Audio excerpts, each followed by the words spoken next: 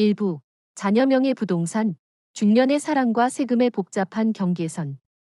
사랑하는 중년 여러분, 요즘 뉴스를 보면 자녀명의 부동산 취득 시 증여세 탈루 집중 조사라는 소식에 마음이 무거워지는 분들이 많을 겁니다. 나는 괜찮겠지? 자녀에게 집 한 채 사주는 게 뭐가 문제야? 하는 막연한 생각과 함께 증여세라는 무서운 단어가 가져다주는 불안감에 밤잠을 설치기도 할 것입니다. 평생을 자녀를 위해 헌신하며 살아왔는데 이제 겨우 한숨 돌릴 만한 시기에 찾아온 이 낯선 그림자는 우리 중년들에게 큰 불안감과 무력감을 안겨줍니다.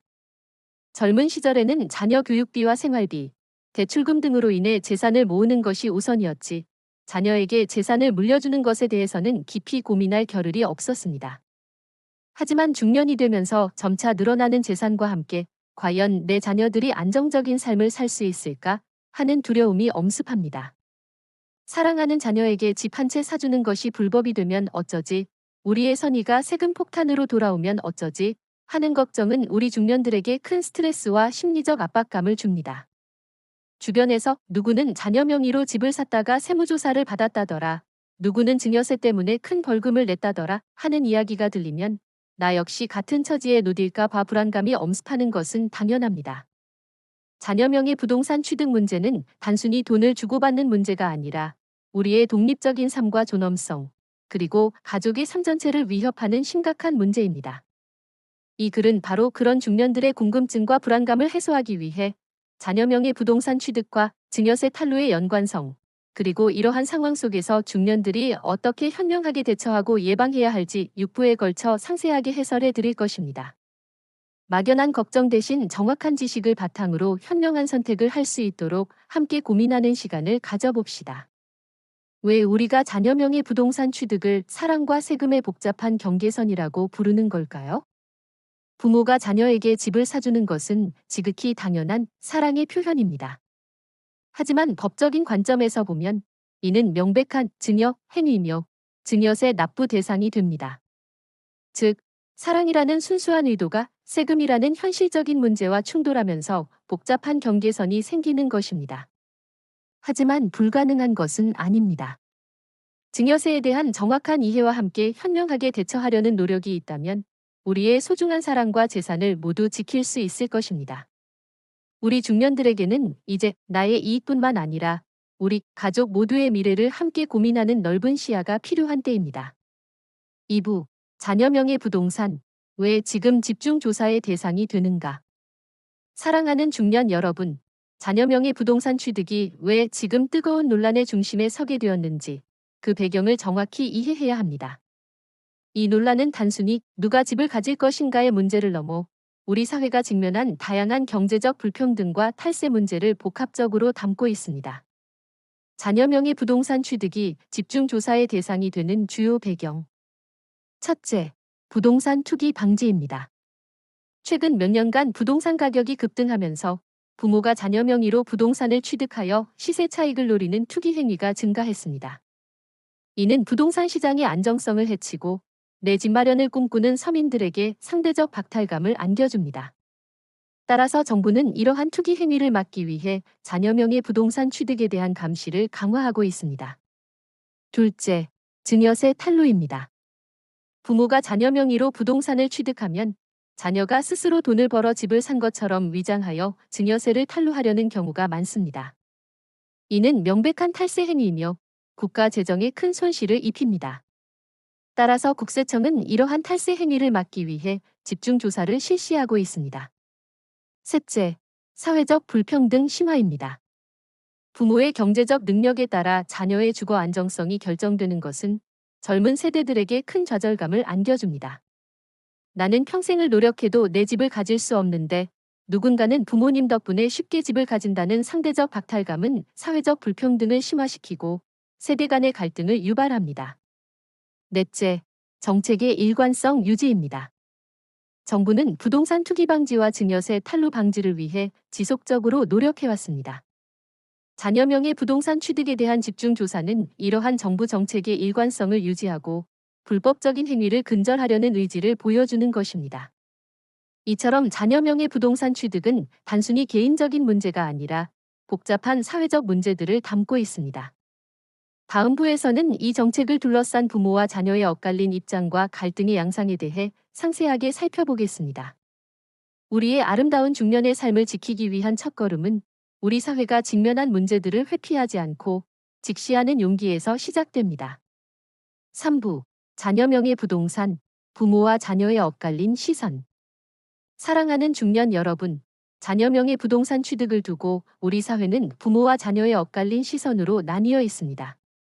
이는 서로의 입장을 이해하지 못해서 발생하는 갈등이라기보다는 각 세대가 처한 현실이 너무나도 다르기 때문에 발생하는 안타까운 상황입니다.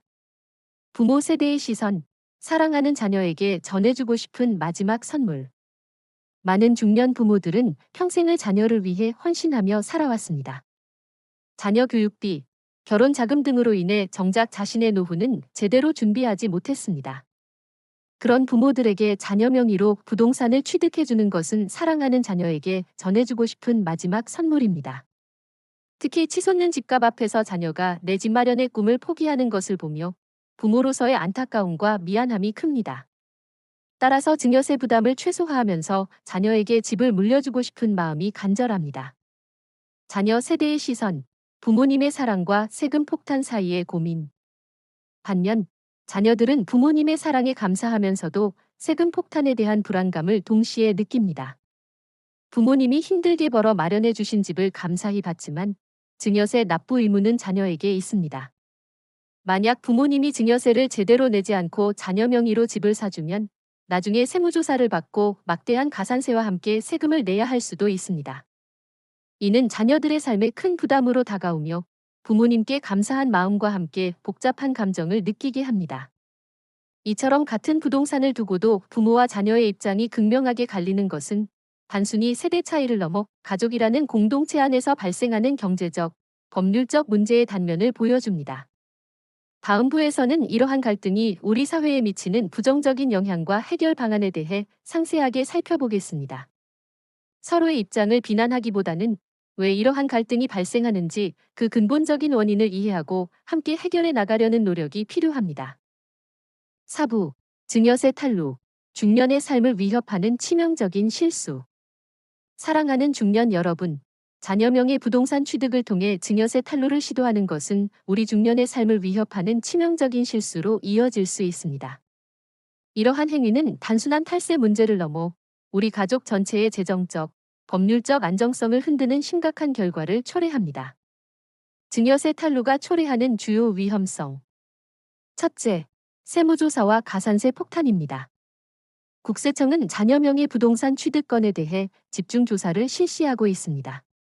만약 부모가 자녀에게 증여한 사실이 드러나면 증여세는 물론이고 막대한 가산세까지 부과됩니다.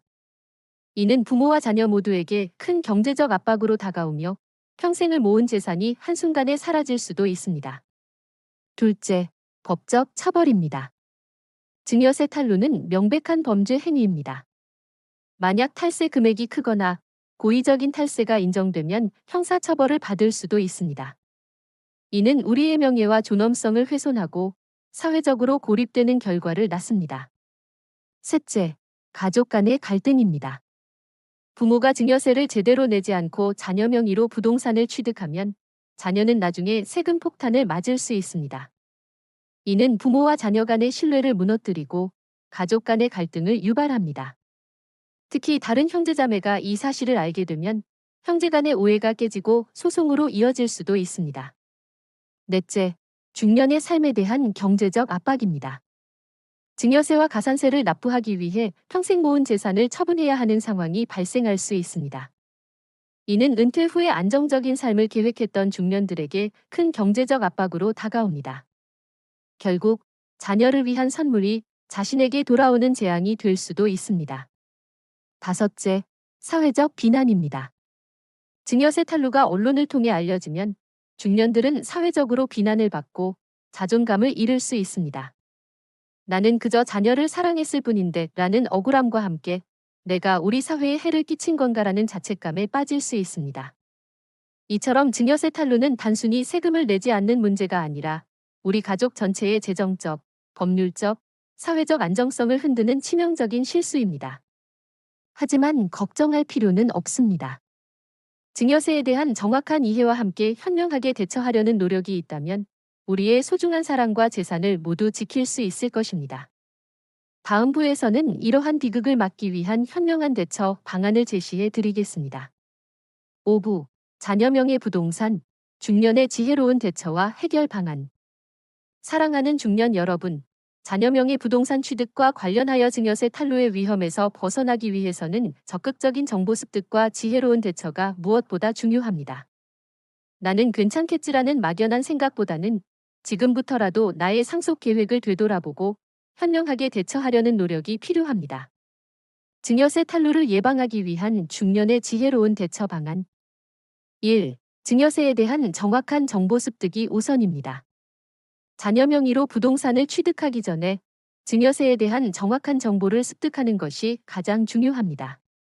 증여세는 증여받는 사람, 수증자, 이 납부 의무가 있으며 증여 금액에 따라 세율이 달라집니다. 특히 증여재산 공제, 배우자에게는 6억 원, 직계존속은 5천만 원 등을 활용하면 증여세 부담을 줄일 수 있습니다. 2. 증여세를 신고하고 자금 출처를 명확하게 하세요.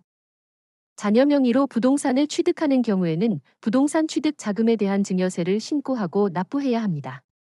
만약 자녀가 자신의 소득으로 부동산을 취득했다면 그 소득의 출처를 명확하게 증빙해야 합니다.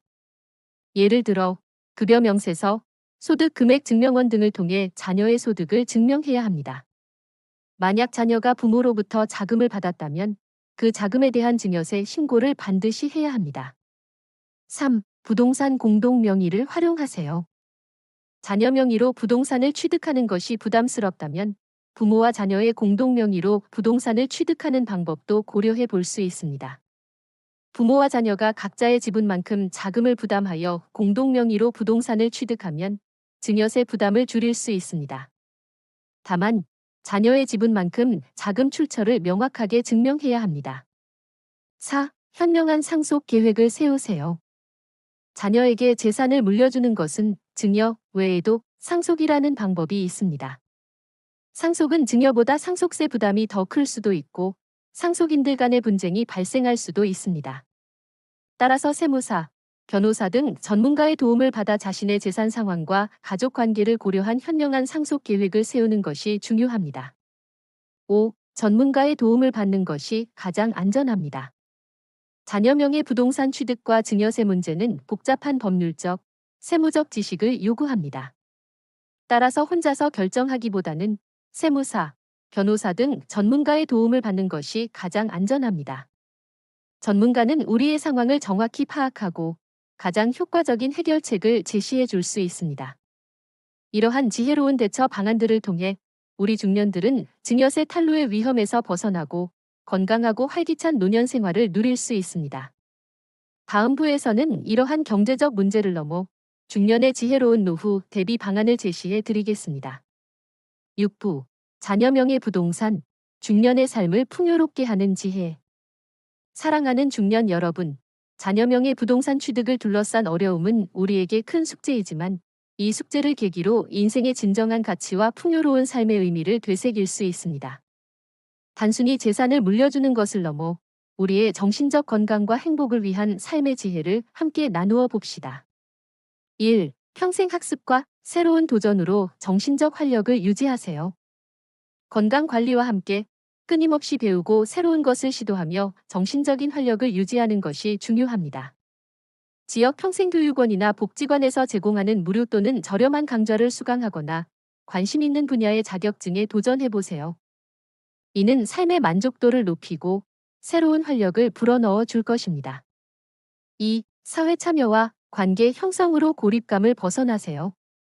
은퇴 후 집에만 머물러 있지 마세요. 지역 사회 활동, 동호회, 자원봉사 등 다양한 활동을 통해 사회와 계속 소통하고 의미 있는 역할을 찾아보세요. 새로운 사람들을 만나 관계를 맺고 친구들과 활발하게 교류하는 것은 정신건강에도 긍정적인 영향을 미칩니다. 외로움은 건강을 해치는 가장 큰 적입니다. 3. 가족과의 소통은 삶의 따뜻한 버팀목. 나의 증여 문제로 고민이 많을 때 가족과의 솔직하고 투명한 소통은 큰 힘이 됩니다. 우리 가족의 미래를 위해 함께 고민하자고 솔직하게 이야기하고 가족의 따뜻한 이해와 격려를 구해야 합니다. 특히 자녀들과 대화를 통해 서로의 입장을 이해하고 함께 해결책을 모색하는 것이 중요합니다. 따뜻한 가족 관계는 우리의 삶을 풍요롭게 만드는 가장 큰 자산입니다. 4. 긍정적인 마음가짐과 감사하는 삶, 작은 행복 찾기. 아무리 힘들더라도 긍정적인 마음가짐을 잃지 않는 것이 중요합니다. 지나간 세월을 후회하거나 다가올 미래를 너무 불안해하기보다는 현재 내가 가진 것에 감사하며 순간을 즐기는 마음을 가지세요. 거창한 것이 아니어도 좋습니다. 따뜻한 햇살, 맛있는 음식 한 끼, 사랑하는 사람과의 통화 등 소소한 일상 속에서 행복을 찾아보세요. 감사하는 마음은 우리의 삶을 더욱 풍요롭고 아름답게 만들어줄 것입니다. 자녀명의 부동산 취득과 관련된 어려움은 분명 우리 삶의 큰 숙제 중 하나입니다. 하지만 이 어려움을 극복하고 더 나아가기 위한 우리의 노력은 결코 헛되지 않을 것입니다. 돈이 전부가 아닌 건강하고 활기찬 노년을 위한 지혜로운 삶의 태도가 무엇보다 중요합니다. 지금부터의 현명한 노력들이 우리의 남은 인생을 더욱 빛나게 해줄 것입니다. 건강한 몸과 마음으로 우리의 아름다운 중년의 삶을 함께 만들어가는 여정, 함께 시작해 봅시다.